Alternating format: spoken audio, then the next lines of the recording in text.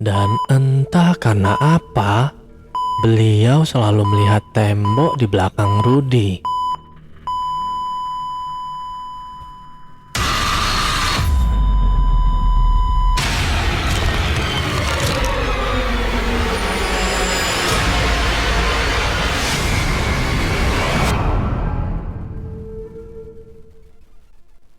Halo para pecinta kisah horor di luar sana.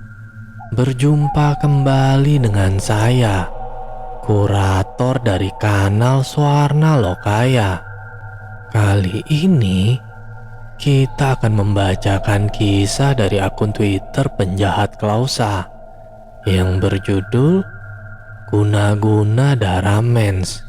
Untuk para pendengar yang mau membaca kisah ini secara langsung, saya juga menampilkan link pada kolom deskripsi. Dan silahkan follow akun penulis. Sebelum kita masuk ke dalam ceritanya, saya mohon dukungan dari para pendengar untuk klik subscribe, like, and share. Dan jangan lupa aktifkan lonceng notifikasinya agar para pendengar tidak ketinggalan kisah-kisah terbaru dari Swarna Lokaya. Untuk para pendengar yang sudah memberikan dukungan, saya ucapkan banyak terima kasih. Dan semoga Tuhan juga melancarkan setiap usaha dari para pendengar. Mari kita mulai tenggelam dalam kisah ini. Kisah dimulai. Kali ini aku akan bercerita mengenai guna-guna darah mens. Ini cerita dari pengalaman pribadi temanku sendiri yang jadi korbannya, hingga kehilangan harta benda. Sebelumnya, aku sudah meminta izin dari narasumber, dan nama disamarkan. Cerita aku kemas dalam bentuk dialog. Let's go. Mungkin dari teman-teman di sini ada yang belum pernah mendengar atau menjadi saksi guna-guna, pelet, atau pengasihan dengan media darah. Namun bukan sembarang darah yang digunakan. Ini adalah darah haid atau menstruasi. Tapi ini benaran terjadi. Sebut saja dia Rudy. Dia memang dikenal oleh teman-teman dan lingkungannya sebagai seorang lelaki yang kaya. Dari pekerjaannya, Rudy berkenalan dengan seorang perempuan yang ternyata menjadi penyebab dari semua permasalahan yang menimpanya. Ruth, siapa lagi ini yang kamu bawa? Kenalkan Man, ini temanku, Reva. Dia berasal dari daerah timur, jawab Rudy dengan malu-malu. Perasaan kamu sudah punya pacar, tapi kok batinku dalam hati. Ilman. Kemudian kita saling berkenalan. Akhirnya, setelah beberapa waktu, kami ngobrol bertiga. Ada waktu di mana Reva pamit ke kamar mandi. Dengan rasa penasaran, saya langsung tanya Rudy perihal Selina yang statusnya masih menjalin asmara. Woi Ruth, kamu kan udah punya Selina. Kok malah PDKT sama Reva mau buat apa? Kasian loh kalau sampai Lina tahu. Udah pacaran beberapa tahun kan? Santai saja Man. Ini juga baru kenal kok. Anaknya asik. Ya sudah, hitung-hitung buat nambah teman. Ya sudah kalau begitu. Aku ndak mau ikut-ikut loh. Kalau nanti Lina tanya, aku mau pura-pura tidak tahu. Timpalku setengah hati. Sudahlah Man, tidak aku buat benaran juga kok. Sayangku juga sama Lina saja. Kamu kan juga tahu sendiri. Seiring berjalannya waktu, Rudy menjadi sering jalan bersama dengan Reva dan juga sering mengabaikan pesan atau panggilan dari Selina. Tiba-tiba, Ringtone HP-ku berbunyi. Dengan gugup ku angkat telepon itu karena tertera nama Selina di layarnya. Man, kamu di mana? Rudy bersama kamu tidak? Enggak, Sel. Kenapa emangnya? Jawabku dengan gugup. Sudah 2 hari ini tidak berkabar denganku. Aku kira sedang main sama kamu, Man. Selang beberapa hari kemudian, saya tidak sengaja bertemu dengan Selina. Kemudian kami membicarakan perubahan sikap Rudy. Dan ternyata mereka berdua juga akan melangsungkan pernikahan di penghujung tahun. Berhadapan langsung dengan Selina membuat saya tidak bisa berbohong darinya. Sebenarnya ada apa sih, Man? Kalau kamu tahu jangan diem aja. Sakit hatiku kayak gini. Udah jarang kirim kabar. Kalau ketemu, ya cuma mainan HP aja. Sebelumnya, aku minta maaf ya, Sel. Aku ndak punya niat untuk nutup-nutupin. Tapi, tahu kamu dan Rudy sudah pacaran lama, aku jadi kasihan. Kalau kamu sampai tahu jika Rudy main sama perempuan lain.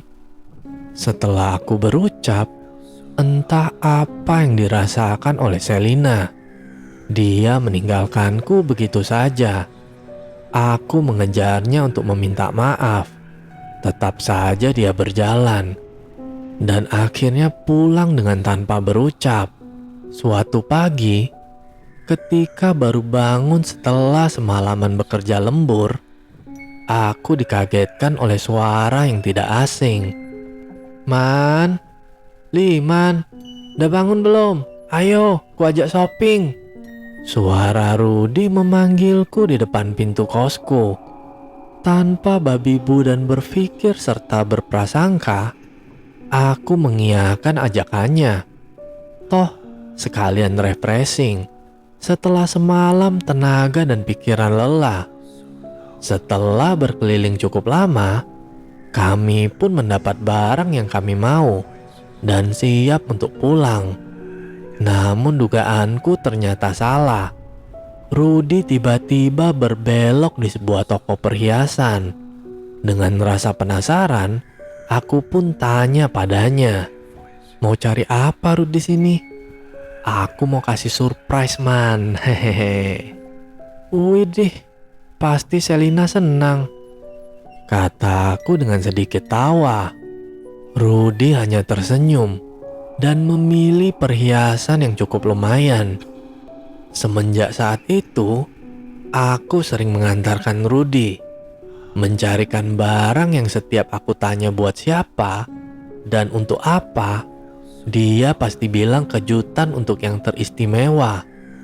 Tidak ada pikiran aneh pada waktu itu, dan ketika aku ada luang, pasti aku menemaninya.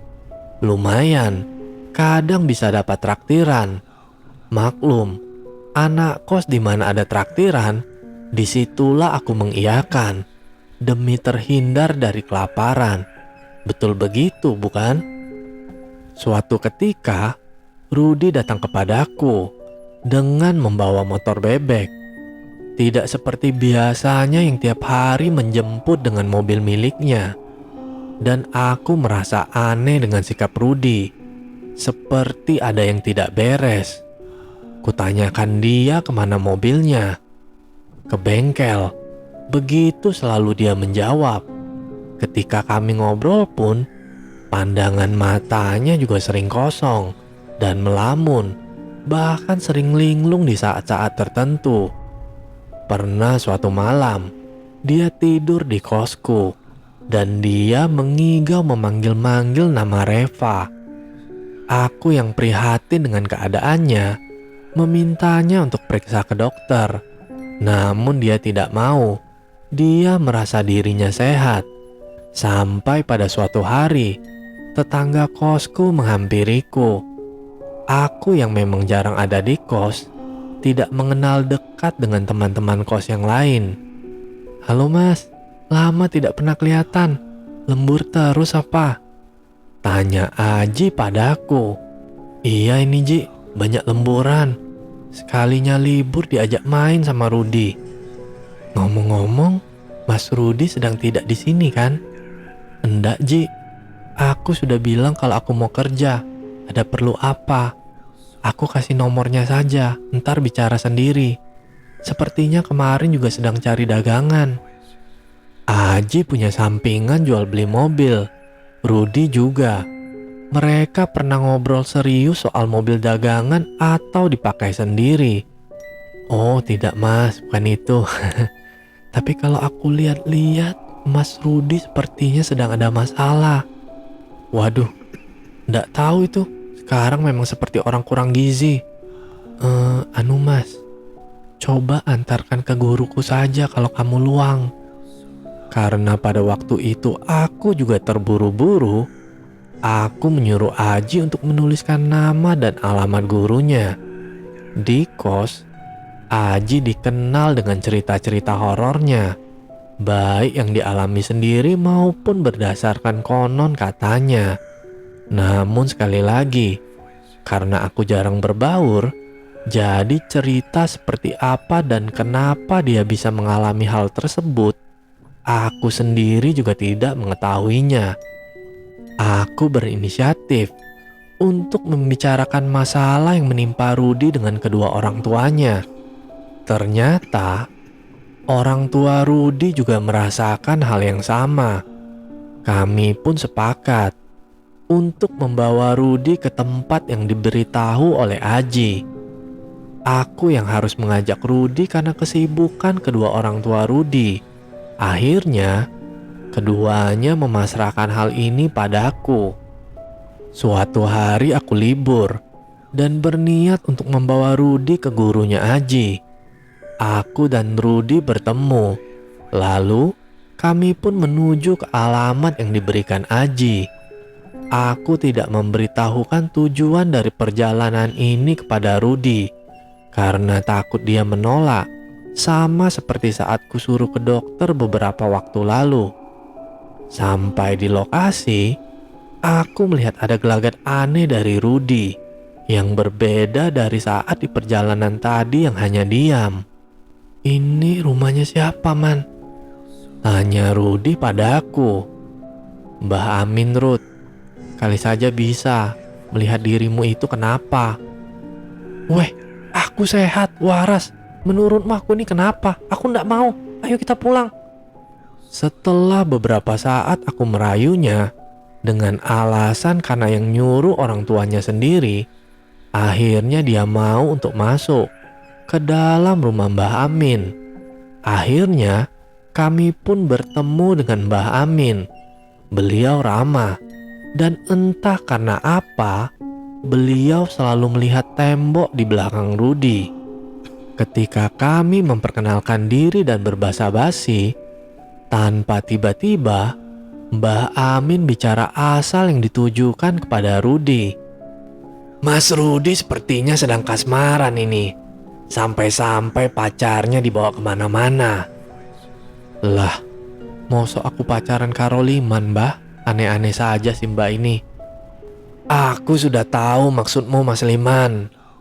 Beberapa hari yang lalu Aji pesan kalau ada temannya yang mau bertemu denganku. Lalu kalian kesini. Sekarang saya mau tanya, Mas Rudi akhir-akhir ini punggungmu pegal-pegal atau tidak? Pertanyaan yang membelok tajam itu membuatku dan Rudi sedikit terkejut. Iya Mbah, jalannya saya juga agak berat. Ada apa ya Mbah? Jawab Rudi.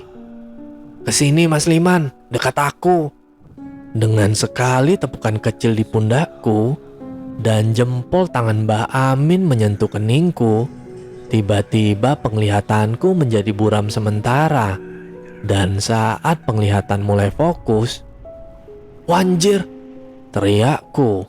Sesosok makhluk hitam besar dengan mata mengeluarkan darah dan lidah yang menjulur keluar, tepat berada di punggung Rudi. Dan mohon maaf, kelamin makhluk tersebut menggelantung dari wajah hingga kaki Rudi. Lidahnya menjilati kepala Rudi yang sebenarnya penuh darah.